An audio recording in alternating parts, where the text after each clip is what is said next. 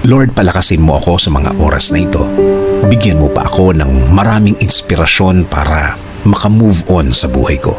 Ako ngayon, Lord, ay nakalubog sa isang problema na hindi ko lubos maisip kung bakit dumating sa aking buhay ito. Nalilito at parang nawawala na ako. Parang walang makapitan. At alam kong walang makakaintindi ng aking kalagayan.